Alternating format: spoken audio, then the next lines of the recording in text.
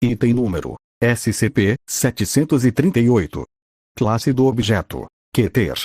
Procedimentos especiais de contenção: SCP-738 deve ser mantido em 3 câmaras seladas e vinculadas com guardas armados e um sistema de detonação remota, em todos os momentos, bem como vigilância audiovisual completa.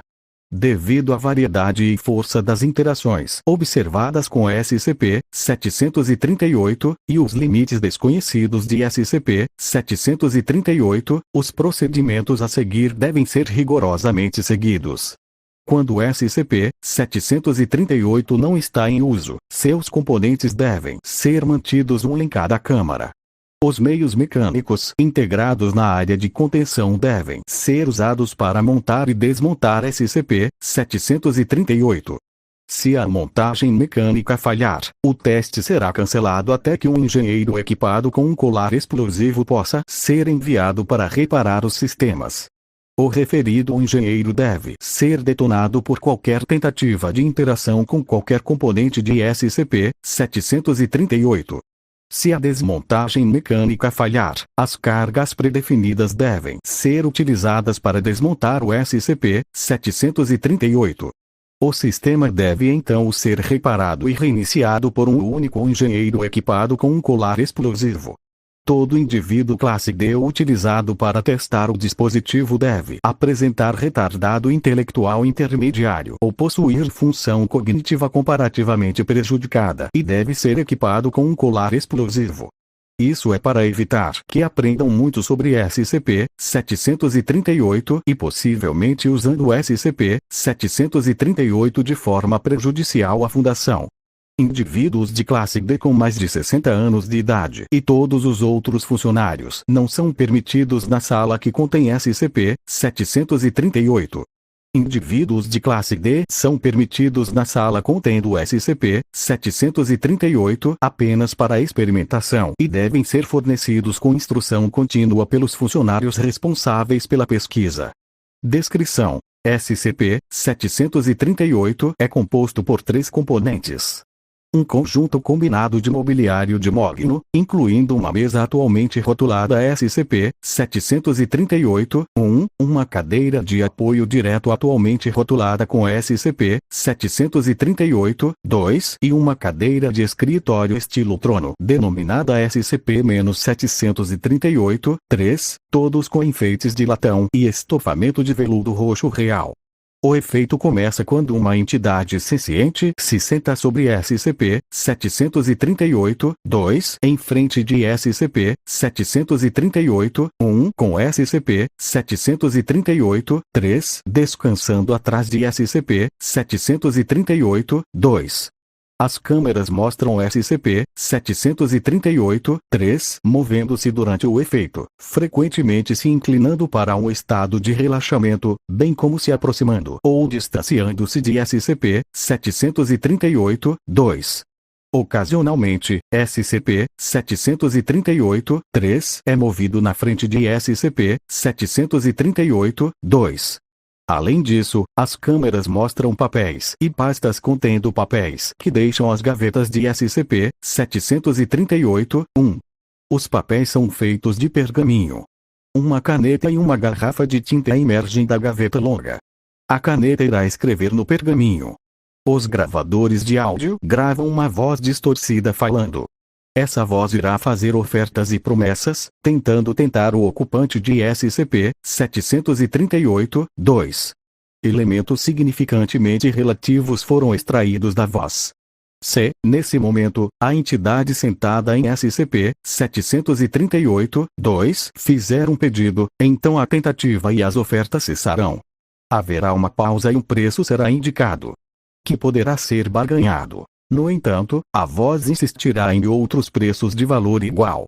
Ocasionalmente, quando uma solicitação é feita, a voz responderá dizendo ao solicitante que eles não querem o objeto suficiente ou que obviamente estão pedindo o objeto para que outra pessoa não acabe pagando o preço total. Nestes casos o pedido não será realizado.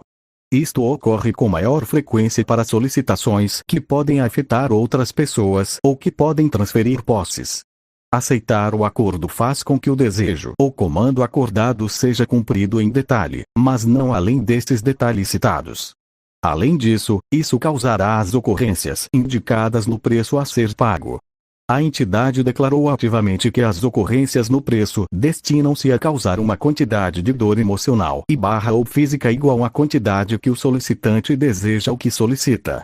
A forma como a paridade é calculada é desconhecida no momento. O preço também foi declarado independente de qualquer dor causada pelo cumprimento do pedido. Veja o registro de teste para obter exemplos de preços pagos e solicitações feitas. Como nota final, indivíduos sentando-se na cadeira informaram terem visto uma entidade sentando-se sobre SCP-738-3.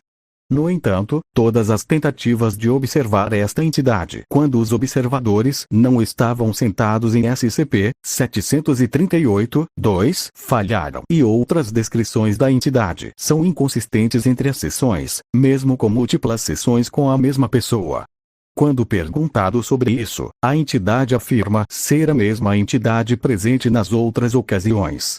Algumas descrições frequentes da entidade incluem sedutor e encantador. Sessões com a mesma pessoa que no ínterim próximo relatam aparências similares ou idênticas assumidas pela entidade. Sessões com pessoas diferentes no período diferente relatam diferentes aparências vinculadas à entidade. As descrições de voz não correspondem à voz gravada em equipamentos. Adendo 738-1. Descoberta. O SCP-738 foi recuperado do escritório de um cardeal católico, após sua morte em Din. Ele recebeu o objeto como presente do Papa pelos serviços extraordinários com os arquivos do Vaticano. A Fundação tomou conhecimento de SCP-738 após data exposed.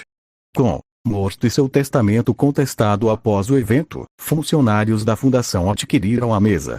Agentes da Fundação no Vaticano relataram a recuperação de alguns dos documentos que cercam SCP-738.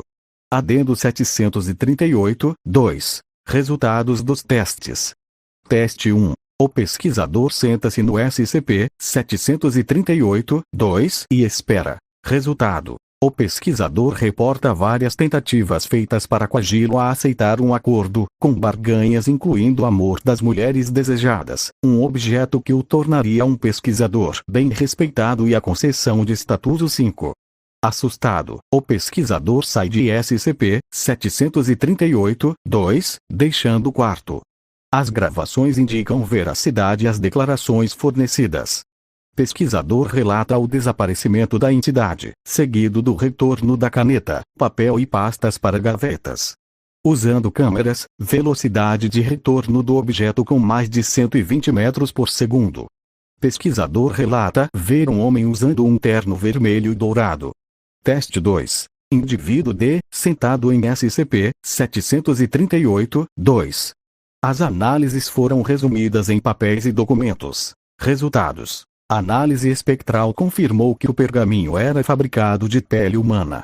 A pena na caneta vem de um pássaro não identificado. Barganha oferecida era relacionada à liberdade. É dito que o preço é a morte de seu melhor amigo. D riu e concordou, depois desapareceu. D foi capturado 5 horas depois. Documentos foram escritos em inglês. D, envolvido no teste, relatou ter visto uma mulher bonita e sedutora. Teste 3. Indivíduo D, um não nativo em inglês, sentou-se em SCP-738-2. Resultados. Papéis escritos em sua língua nativa, bem como vocalizações. A D foi oferecido o poder de nunca ser mantido em uma cela novamente. O preço era as memórias de sua mãe. D aceita a oferta. Após a aceitação, data expurgado, resultando na morte de 12 guardas, e D. Teste 4. Indivíduo D, com dislexia e com sério retardo mental, sentou-se em SCP-738-2. Resultado. A linguagem no pergaminho parecia com pictogramas brutos, representando o acordo, apesar de algumas palavras em inglês serem representadas sob o pergaminho.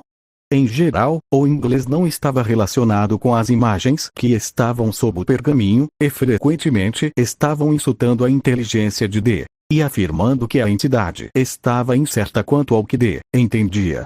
D foi oferecido um Sloppy Joy. Preço foi indicado para ser Mopsy, um brinquedo que D tinha sido autorizado a contrabandear para a fundação. D aceitou e a comida foi materializada em cima da mesa, juntamente com talheres, prato de porcelana fina, e um copo de cristal com canudinho, contendo suco de uva colorido. D apresentou um intenso sofrimento ao descobrir que Mopsy havia sumido após a refeição. D relatou ver um grande coelho rosa. Após o acordo ter sido concluído, D senta-se na cadeira da esquerda. Os gravadores recordaram um suspiro. A voz do suspiro não coincide com a voz de D. Teste 4, continuação. D recebeu um brinquedo exatamente idêntico ao Mopsy. Resultado: assim que D nomeou o brinquedo como Mopsy, ele desapareceu. D mostrou grande sofrimento emocional.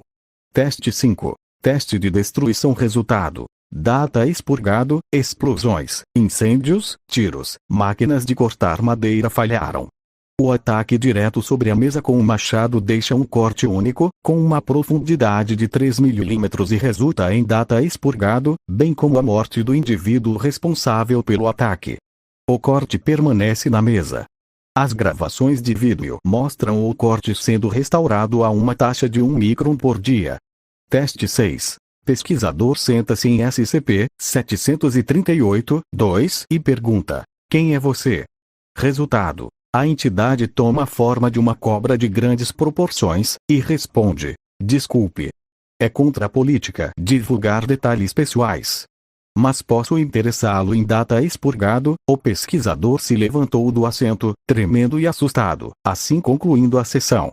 O pesquisador foi colocado em uma instituição mental de nível 5, esperando revisão, devido à informação revelada pela oferta.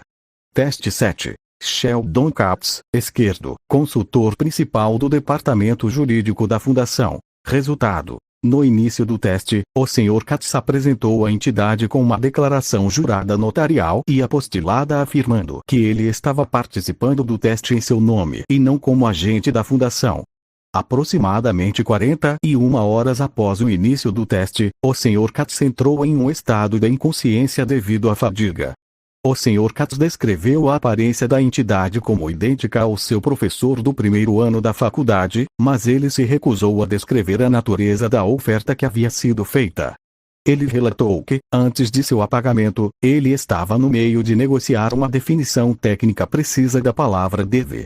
Katz afirmou que o atual rascunho funcional do acordo que ele e a entidade estavam redigindo tinha pelo menos 900 páginas no momento, excluindo exposições de horários, se arrependendo de não manter uma cópia para o arquivo do formulário. Um envelope de couro vermelho, cheiro de enxofre, foi encontrado na possessão de Sr. Katz, que continha uma nota escrita à mão que diz: por favor, volte sempre. Fazem anos que eu não me divirto tanto. O Sr. Katz solicitou sua transferência. Os testes remanescentes requerem uma autorização de nível 4 ou superior para a exibição até a desclassificação completada em do 738-3. Notas. Nos testes recentes, as ofertas foram feitas diretamente aos pesquisadores que estavam contando às cobaias o que fazer. Recomenda-se a cessação imediata de todos os testes. O 5.